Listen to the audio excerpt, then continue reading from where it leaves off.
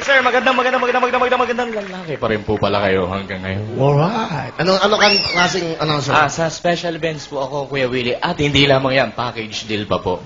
Ano? Kasi po, ako na po yung nagbo-voiceover, ako po yung nag-host, ako rin yung special guest. Ikaw na lahat. Lahat na, sir. Alright, okay, saka ikaw lang ang tao.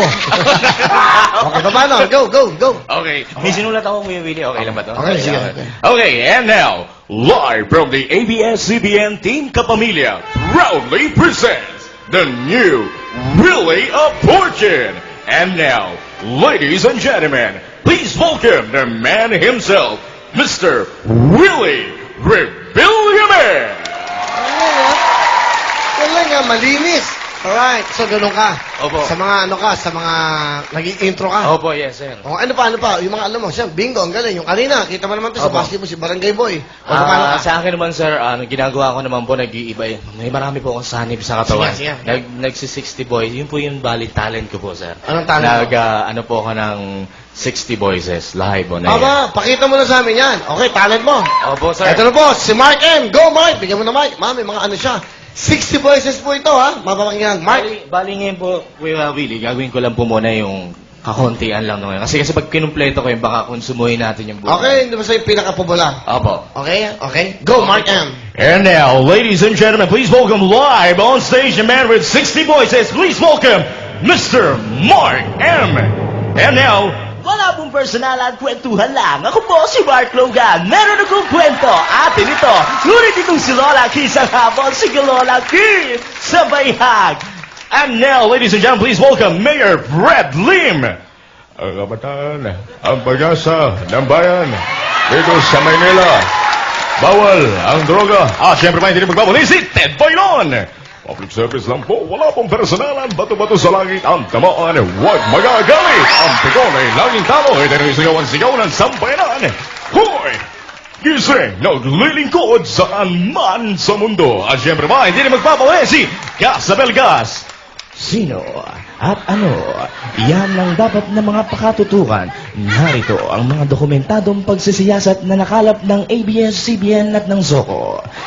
Dito, hindi nagsisinungaling ang mga ebidensya.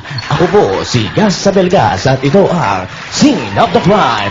Siyempre ba, hindi rin magbabalik si Babalu. Ano? Ako? Sira ulo mo. Matapos mong gawin sakala ng baba ko, sasabihin mo, bigat mo, Peng. Siyempre ba, hindi rin magbabalik si Erap Estrada. Well, kumpare.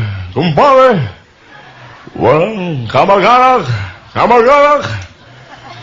Huwag yung subukan. Siyempre ba, hindi naman po si FBR.